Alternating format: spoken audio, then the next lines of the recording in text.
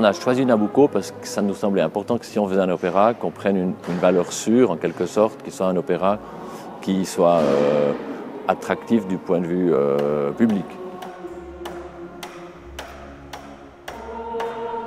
Non seulement c'est la première fois qu'on fait un opéra à la cathédrale, c'est la première fois qu'il y aura du public dans les transepts et c'est la première fois qu'ils seront surélevés. Quand tout d'un coup on a réalisé que le projet de faire un opéra à la cathédrale de Lausanne, il fallait non seulement entendre, mais il fallait voir. La proposition de l'EPFL était effectivement de proposer cette spirale comme symbole en fait, du pouvoir. En fait, ce qui est intéressant, c'est non seulement la forme et le geste, mais c'est la prouesse technologique qu'il y a derrière pour poser une spirale qui paraît en lévitation, comme ça. Tous ces caissons qui sont assemblés les uns par les autres sont tous tenus par des câbles qui sont reliés au-dessus de la spirale et qui montent après avec un câble qui monte à 30 mètres plus haut qui est attaché en fait à la charpente de la flèche.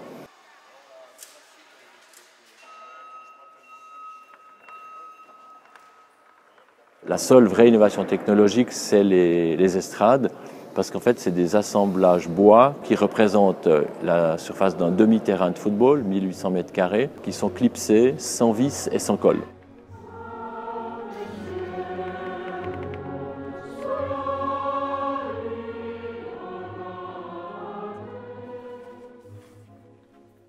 Verdi, c'est le compositeur européen du XIXe siècle, à côté de Wagner, évidemment.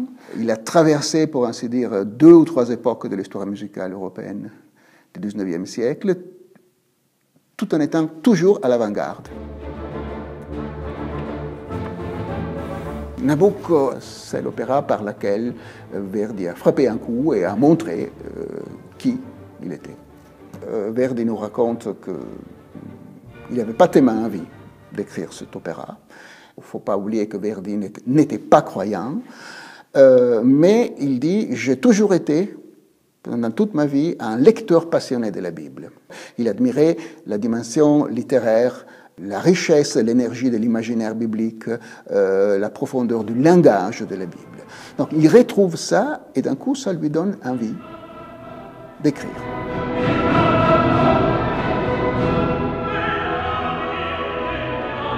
Dans un sens, s'il explose avec Nabucco, c'est parce que le sujet biblique lui donne l'occasion d'exercer exactement ce côté de ses préférences esthétiques.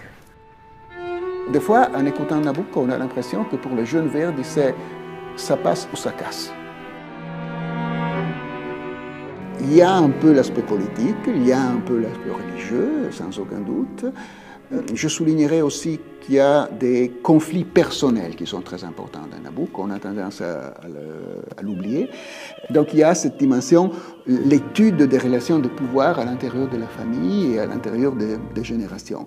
Pendant toute sa carrière, Verdi reviendra toujours à ce problème des rapports entre parents et enfants. C'est une de ses grandes obsessions. On peut dire que, outre au cadre biblique que nous avons évoqué, les rapports familiaux dans Verdi sont souvent décrits comme des rapports de pouvoir.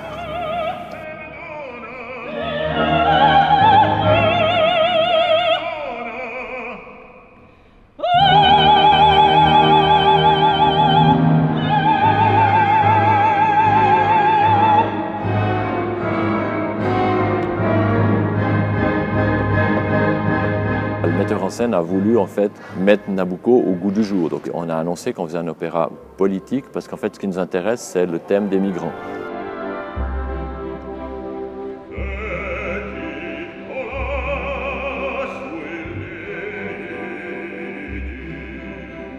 On ne raconte pas vraiment l'histoire biblique, quand bien même on peut considérer qu'effectivement ce qu'ont vécu le peuple hébreu à l'époque, ils ont été quand même ballottés par un roi tyran qui était Nabucco. Les peuples qui viennent chez nous maintenant aussi, c'est bien parce qu'il y a des problèmes politiques par des despotes de par le monde. On a vu sur Internet qu'il y en a en tout cas 65 qui sont encore vivants aujourd'hui de tyrans. Donc voilà, c'est un vrai problème réel de la société.